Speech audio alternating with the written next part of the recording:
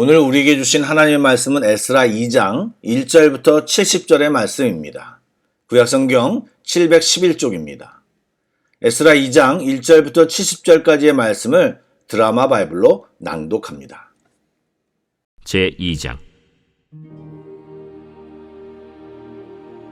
옛적에 바벨론 왕 느부갓네살에게 사로잡혀 바벨론으로 갔던 자들의 자손들 중에서 노임을 받고 예루살렘과 유다 도로 돌아와 각기 각자의 성읍으로 돌아간 자, 곧 스룹바벨과 예수아와 느헤미야와 스라야와 르엘라야와 모르드게와 빌산과 미스발과 비그웨와 르훔과 바아나 등과 함께 나온 이스라엘 백성의 명수가 이러하니 바로스 자손이 2172명이요 스바디아 자손이 372명이요 아라 자손이 775명이요 바한모압 자손 곧 예수아와 요압 자손이 2812명이요 엘람 자손이 1254명이요 삿두 자손이 945명이요 삭게 자손이 760명이요 바니 자손이 642명이요 브베 자손이 623명이요 아스갓 자손이 1222명이요 아도니감 자손이 666명이요 비그베 자손이 2056명이요 아딘 자손이 454명이요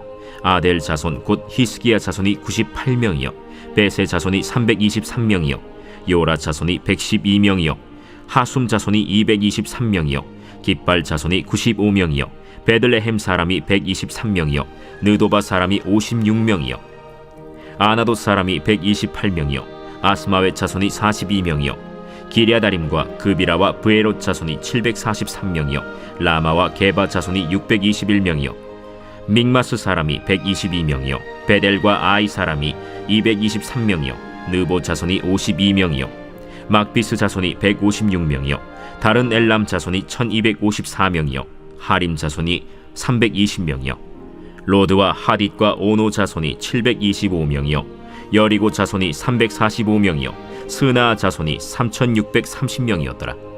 제사장들은 예수아의 집 여다야 자손이 973명이요 임멜 자손이 1052명이요 바스훌 자손이 1247명이요 하림 자손이 1017명이었더라.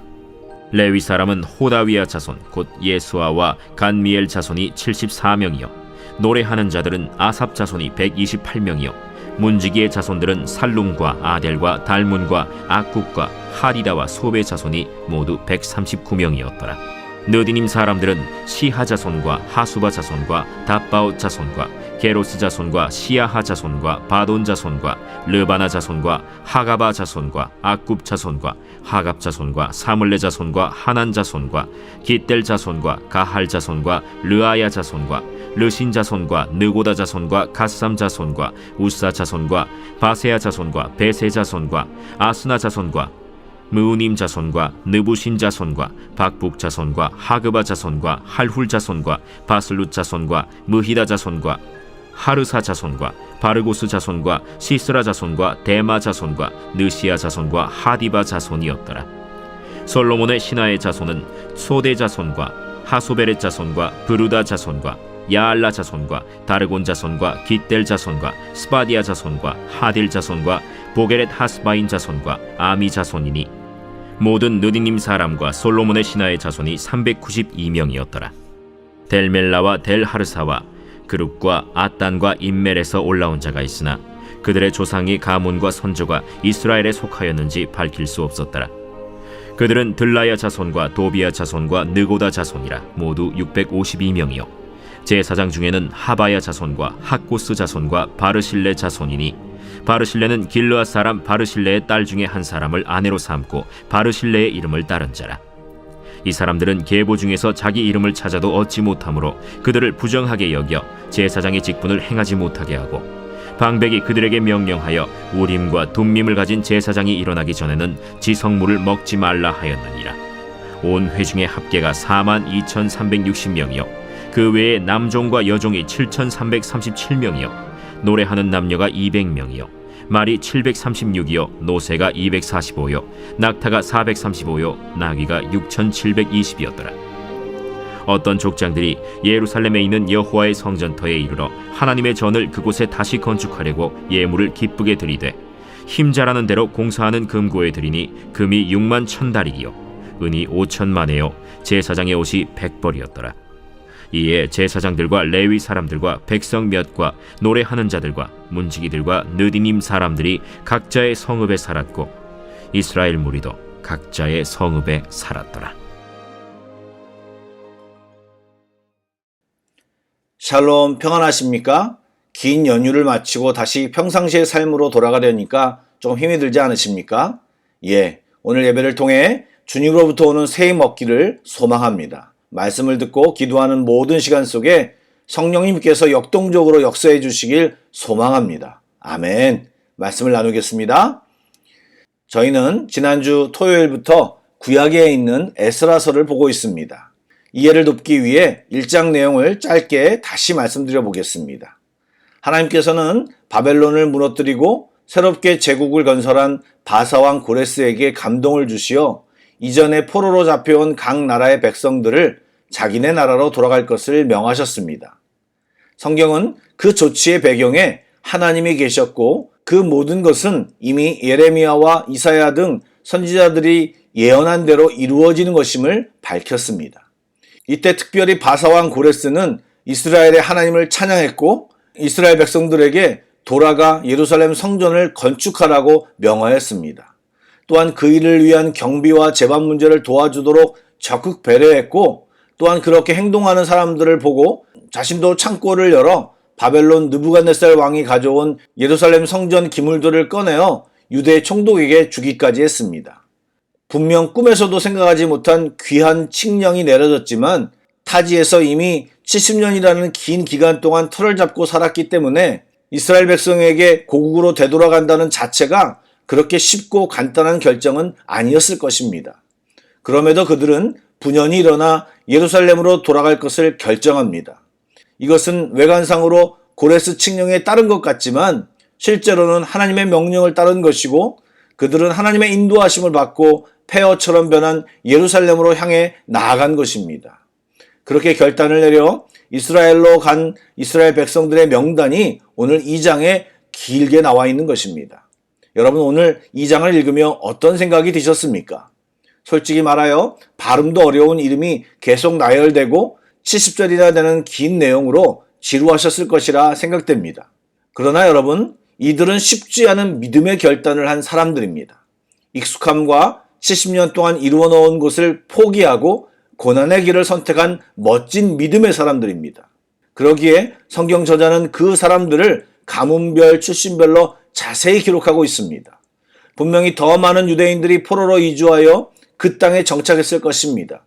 그들 중에 일부가 지금 성경에 적혀 있고 그들은 믿음의 결단을 하고 하나님의 명령을 따라 새로운 시작과 회복될 이스라엘을 꿈꾸며 지금 에스라서의 출애굽처럼 그 명단을 적고 있는 것입니다.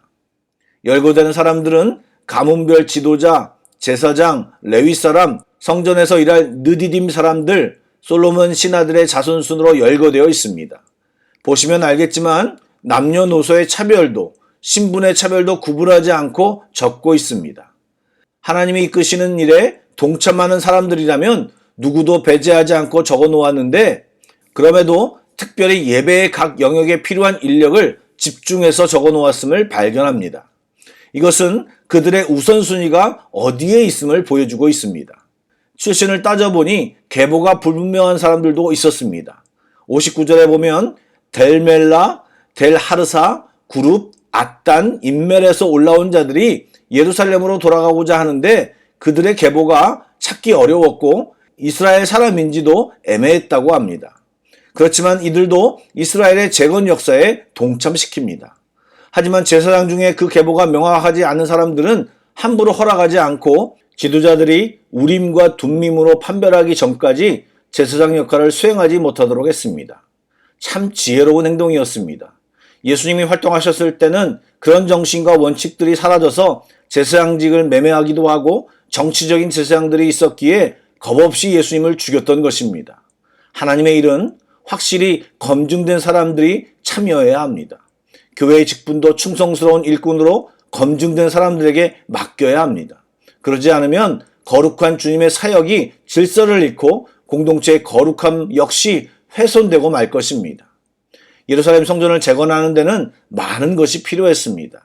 성전 건축은 말로만 되는 것이 아니고 예루살렘까지 이동해야 했고 성전을 재건하기 위해 엄청난 재정과 노동력이 필요했습니다. 인원이 많아 보였지만 이 포로 귀환과 성전 재건축은 쉬운 프로젝트가 아니었기에 그들에게 엄청난 헌신과 모든 백성들의 적극적인 참여가 있어야만 가능한 일이었습니다. 그런데 여러분, 성경을 읽어보니 이스라엘 백성은 이 일을 위해 기쁜 마음으로 예물도 드렸고 힘 닿는 대로 재정을 함께 마련하고 모든 일에 동참했다고 나옵니다. 한마디로 하나님의 일을 이루기 위해 이스라엘 백성들은 온 마음을 다해 모든 것을 다 들여 애썼음을 말하고 있습니다. 맞습니다. 주의 일을 감당할 때 성도들은 한 마음으로 하나님의 뜻을 이루기 위해 힘을 합쳐야 하는 것이고 그럴 때 하나님의 새로운 역사를 이루게 되는 것입니다. 사랑하는 여러분, 하나님께서는 당신의 계획에 각 지체들이 동참하기를 기뻐하십니다. 이 시대에도 남자와 여자, 어른과 아이, 신분의 구별 없이 또 예외 없이 함께 주의 일을 감당해야 합니다. 각자의 자리에서 자신의 능력껏 핑계 없이 감당할 때 하나님의 구원과 회복의 역사는 그들을 통해 성취될 것이고 그것을 주님이 원하십니다. 바라기는 오늘 예배하는 우리 모두가 다양한 방법으로 또한 기쁨으로 주의 일을 감당하는 귀한 일꾼들이 다 되시길 주님의 이름으로 축복합니다. 아멘. 기도하겠습니다. 역사를 주관하신 하나님, 오늘 말씀을 통해 주님의 일에 사람들을 부르시고 함께 동참하기를 원하시는 모습을 알게 해주셔서 감사합니다. 주님, 저희들도 이런 이스라엘 백성들과 같이 마음 다해 힘껏 주님의 일에 동참하기를 원합니다. 그러나 그동안 우리의 모습을 보면 마음은 원이지만 자주 변명과 핑계를 가지고 동참하지 못했음을 고백합니다. 성령님을 통해 주님의 뜻과 계획을 더 크게 정확히 보게 하시고 저희들을 감동시켜 주셔서 이런 헌신과 동참이 우리에게도 자발적으로 일어나게 하여 주시옵소서. 우리를 통해 주님의 뜻이 이루어지고 나타나기를 간절히 소망합니다. 주님, 우리들을 일으켜 세워 주시옵소서. 간절히 소원하오며 예수님의 이름으로 기도드립니다. 아멘. 계속해서 찬양곡을 묵상하시고 합심기도와 개인기도로 나아가겠습니다.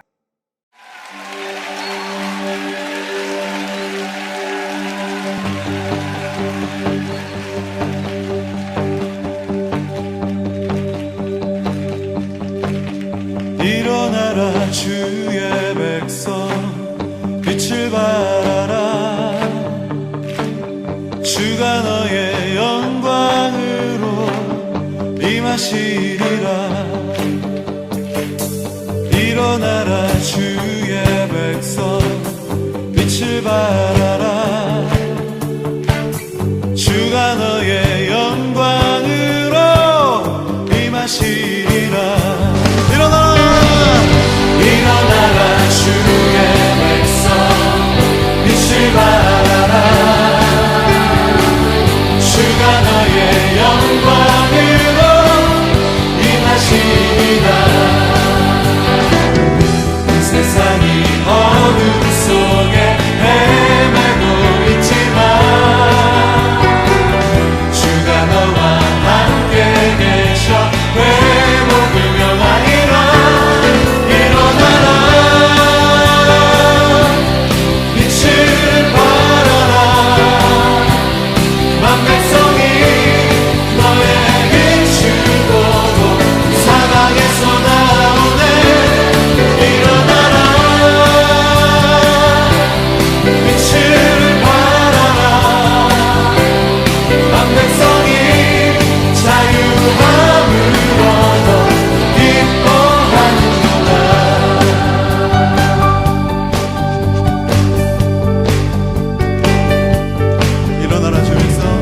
일어나라 주의 백성 빛을 발하라 주가 너의 영광으로 임하시리라 한 번 더 일어나라 주의 백성 일어나라 주의 백성 빛을 발하라 주가 너의 영광으로 임하시리라 세상이 어둠